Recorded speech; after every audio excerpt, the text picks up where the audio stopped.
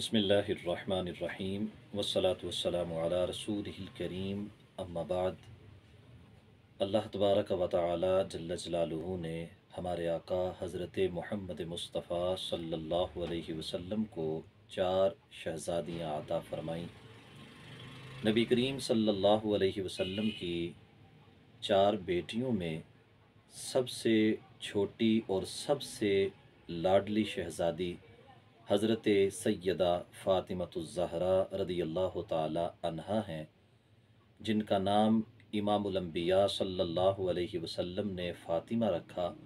اور جن کا لقب زہرا اور بطول ہے۔ اعلان نبوت سے 5 سال قبل آپ رضی اللہ تعالی عنہا کی ولادت ہوئی اور پیارے آقا صلی اللہ علیہ وسلم کے وصال مبارک کے ٹھیک 6 مہینے کے بعد 3 رمضان المبارک 11 ہجری منگل کی رات آپ کا وصال ہوا۔ خالق کائنات جل جلالہ آپ کے درجات بلند فرمائے اور آپ کی مرکز اطہر پہ اپنی ان گنت انوار و تجلیات کا نزول فرمائے۔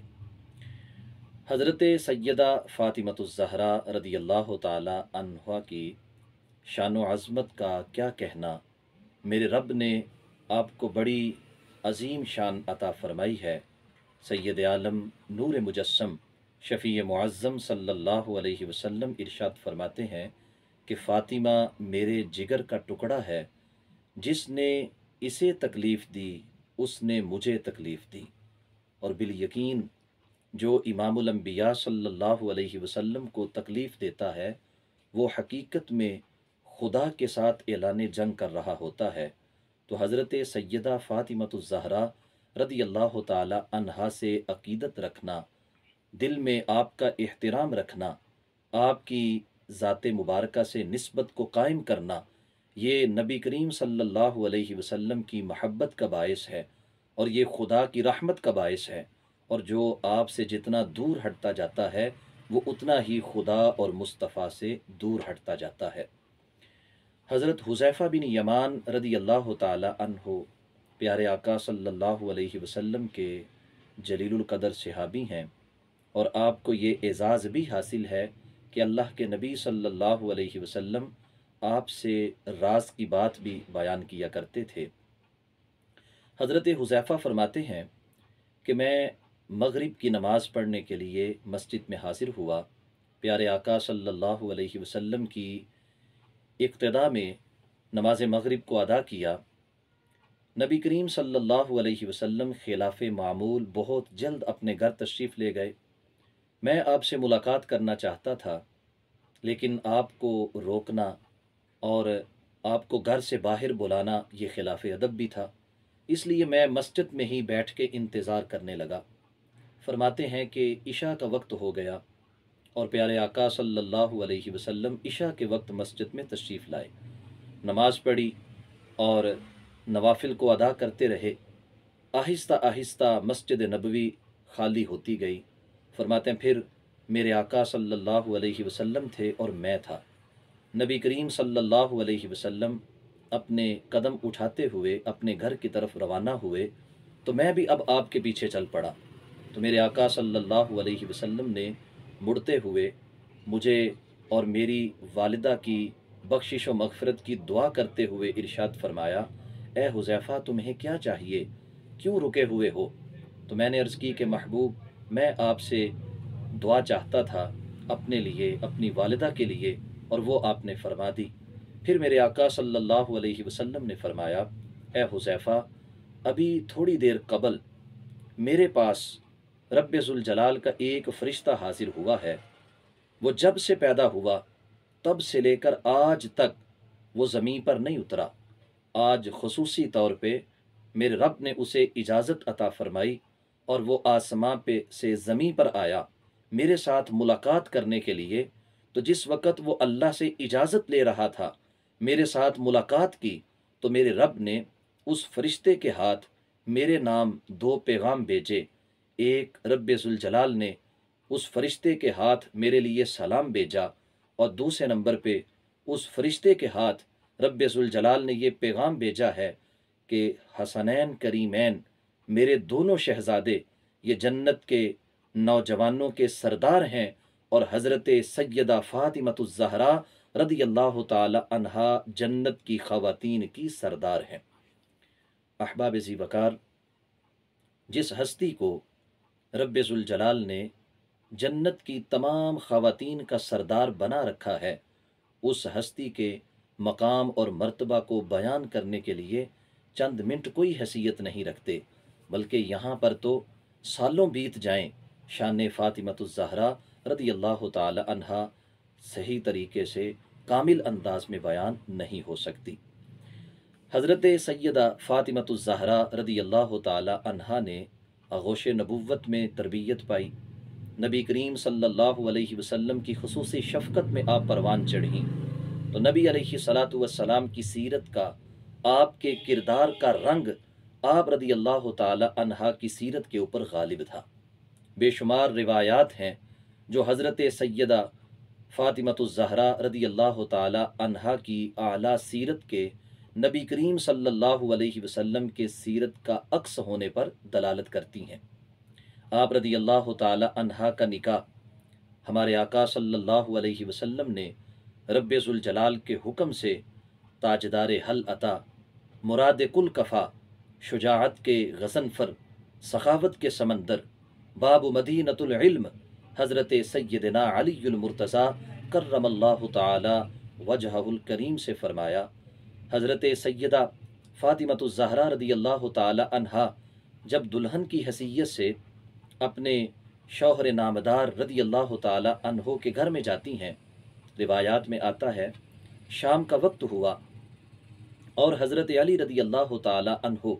جب حضرت سیدہ فاطمۃ الزہرا کے قریب آئے اور ان سے گفتگو کی، ان کی خیریت کو دریافت کیا، تو حضرت سیدہ فاطمۃ الزہرا رضی اللہ تعالی عنہا آپ کی آنکھوں سے آنسو چھلک پڑے۔ حضرت علی رضی اللہ تعالی عنہ نے استفسار فرمایا، اے فاطمہ، کیا آپ مجھے پسند نہیں کرتی؟ کیا آپ ہمارے اس رشتے سے راضی نہیں ہیں؟ کیا آپ بحیثیت زوجہ اس رشتے کو قبول نہیں کر رہی؟ تو حضرت سیدہ فاطمۃ الزہرا رضی اللہ تعالی عنہا نے جواب دیا کہ اے میرے شوہر نامدار، میں اپنی جان سے بڑھ کر آپ سے پیار کرتی ہوں۔ جو نسبت میرے آقا صلی اللہ علیہ وسلم نے آپ کے ساتھ قائم کر دی ہے، اس نسبت کا تقاضا یہ ہے کہ میں اپنی جان بھی آپ پہ قربان کر دوں۔ میری محبتیں آپ کے لیے ہیں، میری آنکھوں میں آنسو اس لیے کہ میں دیکھ رہی ہوں کہ وہ وقت دور نہیں کہ جب میری عمر گزر جائے گی اور جب میرا اس دنیا سے جانے کا وقت ہوگا، جیسے آج میں دلہن کی صورت میں اپنے شوہر کے گھر میں آئی ہوں، ایسے ہی ایک وہ وقت آئے گا کہ جب مجھے اس دنیا کو چھوڑ کے رب ذوالجلال کی بارگاہ میں حاضر ہونا ہے اور مجھے قبر کے اندر اترنا ہوگا۔ اس وقت کو یاد کر کے میری آنکھوں میں آنسو ہیں۔ پھر حضرت سیدنا علی المرتضیٰ رضی اللہ تعالی عنہ خود بھی اعلیٰ کردار کے حامل، بہترین عابد، بہترین زاہد، رب ذوالجلال کے احکامات کی تعمیل کرنے والے، جب آپ نے اپنی زوجہ کے ان احساسات کو سنا، ان جذبات کو سنا، تو فرمایا کہ اے فاطمہ، آؤ آج کی رات ہم اکٹھے اپنے رب کی بارگاہ میں عبادت کرتے ہوئے گزاریں کہ ہمارے رب نے ہمیں جو نسبت عطا کی ہے، اس نسبت کا تقاضا یہ ہے کہ ہم رب ذوالجلال کی کثرت کے ساتھ عبادت کریں، اس کا ذکر کریں اور اپنی زندگی کو رب ذوالجلال کے نام سے آباد کر لیں۔ دوستان مکرم، ذرا تصور تو کیجئے کہ پہلی رات کی دلہن ہو اور وہ اپنے شوہر کے ساتھ اس انداز میں گفتگو کرے کہ شوہر بھی اس کے ساتھ کھڑا ہو کر ساری رات رب ذوالجلال کی عبادت میں مصروف رہے۔ یہ خاصہ بالیقین امام الانبیاء صلی اللہ علیہ وسلم کی لخت جگر حضرت سیدہ طیبہ طاہرہ فاطمۃ الزہرا سلام اللہ علیہا کا ہی ہے۔ حضرت سیدنا امام حسن رضی اللہ تعالی عنہ جو آپ کے بڑے شہزادے ہیں، آپ فرماتے ہیں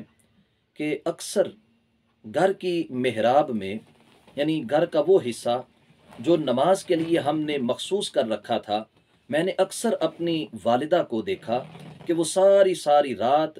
اس مقام کے اوپر سجدہ ریز رہتیں اور تسبیحات میں ہی ان کی ساری رات گزر جایا کرتی تھی۔ اور فرماتے ہیں کہ میں نے اکثر اپنی والدہ کو دعا مانگتے سنا۔ جب امی جان دعا مانگتیں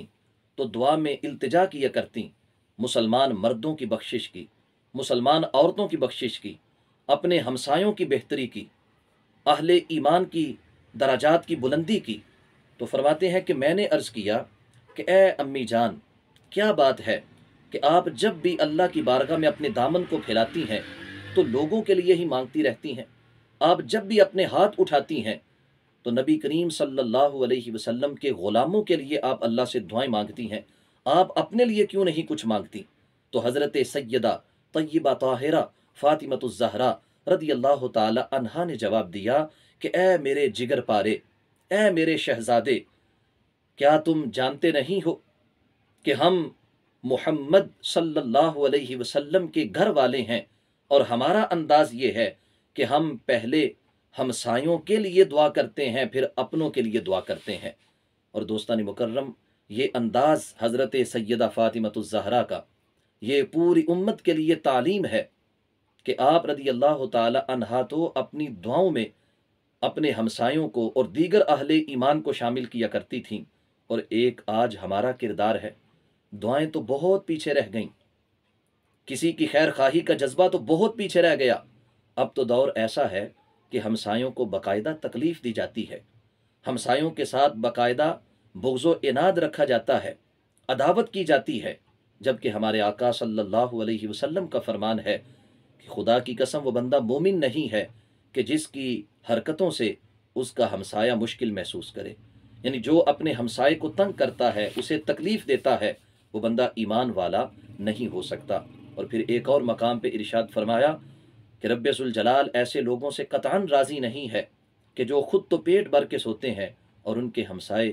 بھوکی رات بسر کیا کرتے ہیں۔ حضرت سیدہ فاطمۃ الزہرا رضی اللہ تعالی عنہا اپنے ہمسایوں کا بہت زیادہ خیال کرتیں، ان کو دعائیں بھی دیا کرتیں، ان کی خیر خواہی بھی چاہتیں، اور گاہے گاہے ان کے گھروں میں اپنی طرف سے تحفے اور تحائف بھی بھیجا کرتی تھیں۔ دوستان مکرم، حضرت سیدہ فاطمۃ الزہرا رضی اللہ تعالی عنہا پیارے آقا صلی اللہ علیہ وسلم سے بڑی گہری محبت رکھتی تھیں، اور جیسا کہ ہم جانتے ہیں کہ محبت کی ایک علامت یہ ہے کہ محبوب کی ہر ادا کو اپنانے کا دل کرتا ہے۔ حضرت سیدہ فاطمۃ الزہرا رضی اللہ تعالی عنہا نے اس اعتبار سے اپنی سیرت کو پیارے آقا صلی اللہ علیہ وسلم کی سیرت کے جو سانچہ ہے اس کے اندر ڈھال رکھا تھا، عادات و اطوار کے اعتبار سے، سیرت اور کردار کے اعتبار سے، اپنی نشست و برخاست کے اعتبار سے، اپنے چلنے کے انداز سے، اپنی گفتگو کے انداز سے، صداقت و امانت کے اعتبار سے حضرت سیدہ فاطمۃ الزہرا رضی اللہ تعالی عنہا سیرت مصطفیٰ کا عکس تھیں۔ ام المؤمنین حضرت سیدہ عائشہ الصدیقہ رضی اللہ تعالی عنہا، جنہوں نے حضرت سیدہ فاطمۃ الزہرا کو پیارے آقا صلی اللہ علیہ وسلم کی معیت میں ایک طویل مدت تک دیکھا ہے، آپ فرماتی ہیں کہ میں نے اپنی سیرت اور کردار کے اعتبار سے حضرت سیدہ فاطمۃ الزہرا سلام اللہ علیہا سے بڑھ کر کسی کو نبی کریم صلی اللہ علیہ وسلم کے مشابہ نہیں دیکھا۔ آپ چلنے پھرنے میں، اٹھنے بیٹھنے میں، گفتگو کرنے میں، ہر انداز میں پیارے آقا صلی اللہ علیہ وسلم سے مشابہت رکھتی تھیں۔ عزیزان گرامی قدر، حضرت سیدہ فاطمۃ الزہرا رضی اللہ تعالی عنہا نبی کریم صلی اللہ علیہ وسلم کے وصال مبارک کے بعد آپ بھی بیمار ہو گئیں، آپ کی صحت ناساز ہوئی، اور 6 ماہ کے قلیل عرصہ میں آپ رضی اللہ تعالی عنہا دنیا سے رخصت ہو گئیں۔ جس وقت آپ بیمار تھیں، حضرت صدیق اکبر رضی اللہ تعالی عنہ کی زوجہ حضرت اسماء بنت امیس رضی اللہ تعالی عنہا نے آپ کی تیمارداری کی۔ تو اس سے یہ واضح ہوتا ہے کہ حضرت سیدنا صدیق اکبر اور حضرت سیدنا علی المرتضیٰ رضی اللہ تعالی عنہما، ان دونوں کا آپس میں کتنا گہرا رابطہ تھا، کتنا گہرا تعلق تھا کہ حضرت سیدہ فاطمۃ الزہرا کی تیمارداری کے لیے حضرت صدیق اکبر کی زوجہ کو بلایا جا رہا ہے، اور حضرت صدیق کی زوجہ نے حضرت سیدہ فاطمۃ الزہرا کی تیمارداری کی، ان کے آخری ایام میں ان کی خدمت کی، یہاں تک کہ جب آپ کا وصال ہوا تو آپ کو غسل بھی حضرت اسماء نے دیا، آپ کو کفن بھی حضرت اسماء نے پہنایا، جو اس بات کی بین دلیل ہے کہ حضرت سیدنا علی المرتضیٰ دیگر صحابہ اور بالخصوص حضرت صدیق اکبر رضی اللہ تعالی عنہ سے گہری محبت رکھتے تھے، اور ان سے گھریلو تعلقات تھے، اور تعلقات کی نوعیت اتنی مضبوط تھی کہ حضرت فاطمہ بیمار ہوتی ہیں تو حضرت صدیق اکبر کی زوجہ آ کر ان کی تیمارداری کرتی ہیں۔ آپ رضی اللہ تعالی عنہا کے وصال پر 3 رمضان 11 ہجری منگل کی رات بالیقین اہل ایمان کے لیے یہ بڑے صدمے کی رات تھی کہ پیارے آقا صلی اللہ علیہ وسلم کے وصال کے بعد ان کی لخت جگر، جو ان کے بعد ان کی امت کے لیے رب ذوالجلال کی رحمت کا ایک خاص حوالہ تھیں، آج وہ بھی دنیا سے رخصت ہو گئیں۔ مسلمانوں نے بڑے درد کے ساتھ، بڑے آہ و فغاں کے ساتھ آپ رضی اللہ تعالی عنہا کو دنیا سے رخصت کیا، آپ کی نماز جنازہ کو ادا کیا، جنت البقیع میں آپ کو دفن کیا گیا، اور جنازے کی امامت صحیح ترین روایت کے مطابق امام العدل خلیفۃ الرسول بلا فصل حضرت صدیق اکبر رضی اللہ تعالی عنہ نے کروائی۔ آپ رضی اللہ تعالی عنہ کی شان و عظمت کا جو بیان ہے، قرآن و سنت کے جملہ تعلیمات اس پر گواہ ہیں۔ ہمارے استاذ محترم کنز العلماء امام العصر حضرت علامہ مولانا مفتی ڈاکٹر محمد اشرف آصف جلالی دامت برکاتہم العالیہ نے حضرت سیدہ طیبہ طاہرہ فاطمۃ الزہرا سلام اللہ علیہا کی بارگاہ میں اپنا ایک نذرانہ عقیدت پیش کیا ہے،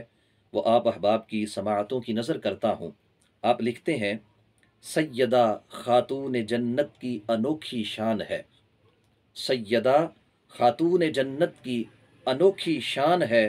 جن کی مدحت میں خدا کا بولتا قرآن ہے،